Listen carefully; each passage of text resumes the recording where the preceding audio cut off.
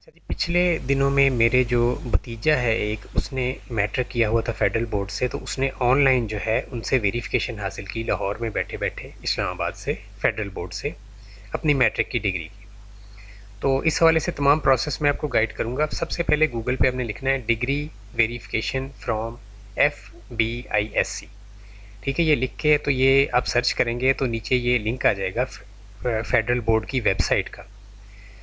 Application form for document verification इसका नाम है, इसको आपने ओपन कर लेना है। ठीक है, और ये इंस्ट्रक्शंस को बगौर अपने किसी बड़े के साथ बैठ के पढ़ लेना है एक दफ़ा। ये इंस्ट्रक्शंस बहुत ज़रूरी है। ठीक है, इसमें मिसाल के तौर पे बहुत इंपॉर्टेंट चीज़ें हैं। जैसे पहली ये चीज़ है कि अगर आपने मैट्रिक और अपनी जो FA या FSC है उसकी दोनों सर्टिफिकेट्स की वेरिफिकेशन लेनी है, तो आप एक ही चालान जो है वो जनरेट करेंगे। ठीक है, एक चालान ही आप जनरेट करेंगे, चाहे आप मैट्रिक वाला कर लें या FSC वाला कर लें, लेकिन उसमें फ़ीस जो है वो दोनों की पे करेंगे। ठीक है, फ़ीस जितनी है वो आप पे करेंगे। फ़ीस के लिए देखें नीचे जो है हमें जाना पड़ेगा, और मैं आपको दिखा देता हूँ। यहाँ पे ये ऑनलाइन फॉर्म है और इसके अंदर ये इन्होंने दिया हुआ है। मसलन एक मेरा मैट्रिक का अगर है, मैट्रिक को कहते हैं SSC, सेकेंडरी स्कूल सर्टिफिकेट, तो यहाँ पे SSC मैं चूज़ करता हूँ मैट्रिक के लिए।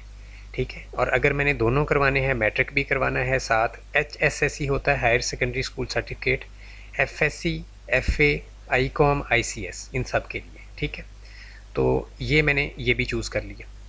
अच्छा, अब ये 2000 फ़ीस हो गई, पर डॉक्यूमेंट 1000 रुपया फ़ीस है लोकल पाकिस्तान में। ठीक है, और पाकिस्तान से बाहर कर रहे हैं तो फिर उसकी फ़ीस जो है वो $40 पर डॉक्यूमेंट है। $40, $40।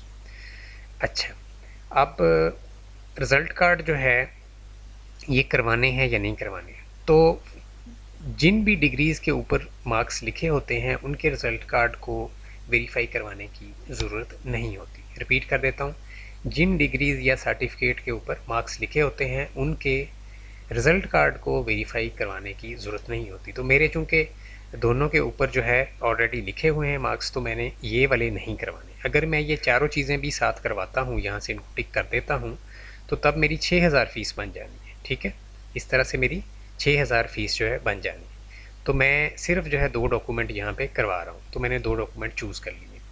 अच्छा, अब मैं एक और चीज़ आपको बताता चलूँ कि फेडरल बोर्ड जो है उसका प्रोसेस आम पंजाब के बोर्ड से बहुत डिफरेंट है।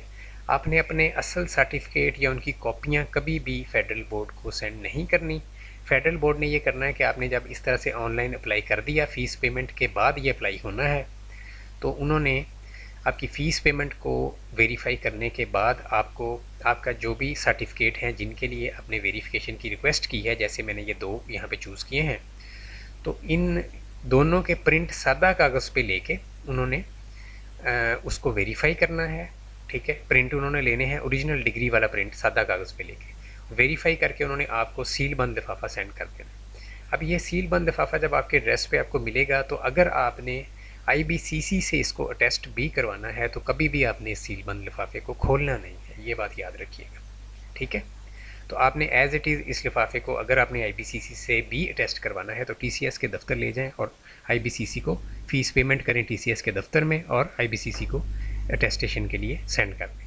ठीक है जी, तो अच्छा, अब इसके अलावा और क्या चीज़ है इम्पॉर्टेंट, चालान को देख लेते हैं थोड़ा सा। तो ये पहली लाइन में ऑप्शन है ऑनलाइन चालान जनरेट करने का, इसको आपने ओपन कर लेना है। यहाँ पे आप, जैसा कि मैंने आपको बताया कि अगर एक सर्टिफिकेट करवाना है तो एक चूज़ कर लें, अगर दोनों करवाने हैं तो फिर भी एक ही कोई भी चूज़ कर लें। ठीक है, तो मैट्रिक चूज़ कर लिया मैंने। यहाँ पे वेरिफिकेशन चूज़ करेंगे, 5वें नंबर पे है। ठीक है, रजिस्ट्रेशन नंबर अपना एंटर करेंगे आप, और ईयर जिसमें आपने मैट्रिक किया था वो चूज़ करेंगे। 2006 में मैंने किया था। रोल नंबर अपना जो है बड़ी एहतियात के साथ सही आप यहाँ पे एंटर करेंगे और यहाँ से सर्च करेंगे। ठीक है, सर्च करेंगे तो आपका यहाँ पे डाटा जो है रिकॉर्ड वो अपीयर होगा, और रिकॉर्ड अपीयर होगा तो यहाँ पे आपका नेम या इंस्टीट्यूशन कोड जो है नीचे आ जाएगा। ठीक है, ये ऑप्शन आप खुद से नहीं लिख सकते, ये सर्च होने के बाद ये ऑप्शन जो है ये अनेबल होता है। इसके बाद यहाँ पे CNIC पासपोर्ट या पासपोर्ट नंबर, उसके बाद अमाउंट जो है हमने चूँकि 2 सर्टिफिकेट करवाने हैं तो 2000 हम इकट्ठा ही एक चालान में पे करेंगे। यहाँ पे आप अपना मोबाइल नंबर सही वाला जो चलता हो वो ऐड करेंगे। और इसके बाद ये आपका यहाँ पे जनरेट चालान का ऑप्शन आ जाएगा। जब मैं सर्च करूँगा तो जनरेट चालान आएगा, अगर मैं सर्च नहीं करता तो जनरेट चालान नहीं आएगा। चालान जनरेट करके उसके ऊपर देख लें कौन कौन से बैंक्स हैं जिनमें आप जाके भी जमा करवा सकते हैं। बेहतर यह है कि आप फ़िज़िकली जाके जमा करवाएं, ठीक है। फ़ीस को फ़िज़िकली जाके जमा करवाएं, ऑनलाइन ना करवाएं, ये मेरा सजेशन है, ठीक है। अच्छा जी, अब फॉर्म फिल करने का क्या तरीकाकार है। फॉर्म में नेम आना है कैंडिडेट का, सही आपने एंटर करना है, फादर नेम सही बिल्कुल जो आपकी सर्टिफिकेट्स के ऊपर है, नेम ऑफ इंस्टीट्यूट, ठीक है। उसके बाद सिलेक्ट वेरिफिकेशन पर्पस, ठीक है। तो यहाँ पे जो पाकिस्तान से लोग नॉर्मल पर्सनल वेरिफिकेशन चाह रहे हैं या आईबीसीसी के लिए वेरिफिकेशन चाह रहे हैं वो पहला ऑप्शन चूज़ करेंगे। जो एम्प्लॉयर के लिए वेरिफिकेशन चाह रहे हैं वो दूसरा ऑप्शन चूज़ करेंगे। और जो बेसिकली बाहर के कंट्रीज़ में हैं और वो पाकिस्तान से अपनी जो सर्टिफिकेट्स हैं उनकी वेरिफिकेशन चाह रहे हैं वो तीसरा ऑप्शन चूज़ करेंगे। तो हम पहला ऑप्शन चूज़ कर लेते हैं।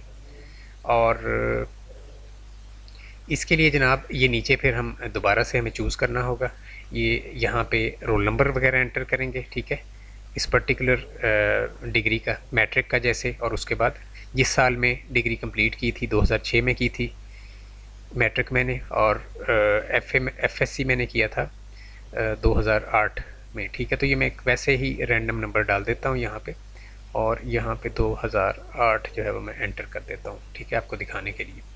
पेमेंट इंस्ट्रक्शन डिटेल जो है यहाँ पे चालान का नंबर आएगा, ठीक है। एक ही चालान एंटर होना है, आप यहाँ पे एंटर करके देख लें, ये कह रहा है 8 कैरेक्टर इसमें आने हैं, ठीक है। तो ये इस तरह से एक ही चालान एंटर होना है। इसी वजह से मैंने आपको गाइड किया कि आपने एक ही चालान बनाना है, 2 चालान आपने कभी भी बनाने की कोशिश नहीं करनी। यहाँ पे डेट आएगी जिस डेट पे आपने पेमेंट की है, यहाँ पे अमाउंट आएगी, 2000 रुपये मैंने किया है तो मैं 2000 रुपये एंटर करूँगा, ठीक है। तो ये पाकिस्तान वाला यहाँ पे ऑप्शन चूज़ हुआ हुआ है, इसलिए पाकिस्तानी करेंसी आ रही है। अगर आप नीचे वाला ऑप्शन चूज़ करेंगे तो फिर यहाँ पे डॉलर्स आएंगे, ठीक है। तो हम चूँकि पाकिस्तान वाला प्रोसेस ज़्यादा गाइड कर रहे हैं, मोस्टली यही लोगों को रिक्वायर्ड होता है। उसके बाद जनाब नीचे आपने वो एड्रेस देना है जिसके ऊपर आपने ये वापस मंगवाना है, ठीक है। तो ये कंट्री अब पाकिस्तान ऑलरेडी चूज़ हुआ है, और सिटी यहाँ पे मेंशन करेंगे, postal address, mobile number, email, ठीक है, और इसको आप सबमिट कर देंगे, ठीक है। तो ये आपका सबमिट हो जाएगा। चालान आपने ऑलरेडी पे कर दिया हुआ है तो तभी आपने इसको सबमिट करना है चालान पे करने के बाद। ये मैंने कंप्लीट प्रोसेस आपको गाइड कर दिया है। बाकी इंस्ट्रक्शंस जो हैं, जो चालान जनरेट करेंगे पेमेंट के हवाले से, उस पर इंस्ट्रक्शंस मौजूद हैं, किस बैंक में होना है, कैसे होना है। बाकी मैंने सारा प्रोसेस आपको सही तरीके से गाइड कर दिया है, जो मतलब रिक्वायर्ड जो इंस्ट्रक्शंस हैं इस हवाले से, ठीक है जी।